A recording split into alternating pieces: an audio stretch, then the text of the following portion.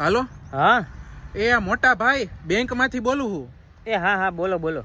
આ તમારો મોબાઈલ નો હપ્તો તમે છેલ્લા 2 મહિનાથી યાર ભર્યો નથી.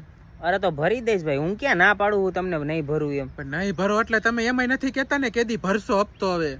અરે એમાં એવું છે કે આ પગાર આવે ને એટલે હું તમને દઈ દઈશ, બસ પાકું ભરી જ દેવો. એમાં એવું છે મારે હે ને એ બધી લોન એકાયરે છૂટી કરવી છે એટલે હું નથી ભરતો. પણ એમ નહીં, હા તમે 2 મહિનાથી આ હપ્તો નથી ભર્યો. 2 મહિનાથી હું તમારો પગાર નથી થયો. અરે પગાર આવતો હોય પણ હું ઘરમાં વપરાઈ જતો હોય ને, છોકરા નાના છે એટલે ફી ભરવાની હોય, નિશાની ને બધું હોય ને. તો ભાઈ એ બધું હે ને કરાય અને સાઈડમાં હે ને થોડાક પૈસા વધારાય કે મોબાઈલ નો હપ્તો ભરાય. નકર હમણાં મોકલું માણાને મોબાઈલ લઈ જાય. ના ના ઈ તો હું કરી દઈશ તમ તારે. મેં ક્યાં તમને ના પાડી ભાઈ કે નથી દેવાનું? કોના દીધા ને તમારા રહી ગયા એમ કયો મને? આખા ગામના દીધા છે ને મારા જ બાકી રાખાય છે બેંક ને દેવાના કાકા. અરે ના ના, એમ તો 2-3 લોન ચાલુ છે પણ તમારો હપ્તો તમને ટાઈમે મળી જાય છે. તમે ઉપાધિ કરો માં.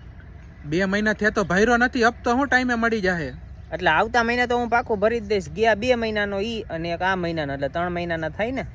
હવે 3જા મહિનાનો હે ને હપ્તો બાકી નો રે એ જોજો, નકર મોબાઈલ લેવા આવું જોઈએ મારે. અરે ના ના, હું તમને સામેથી આપી જઈશ હપ્તો, મોબાઈલ નહીં. આ વાંધો નહીં, રાખું હાલો.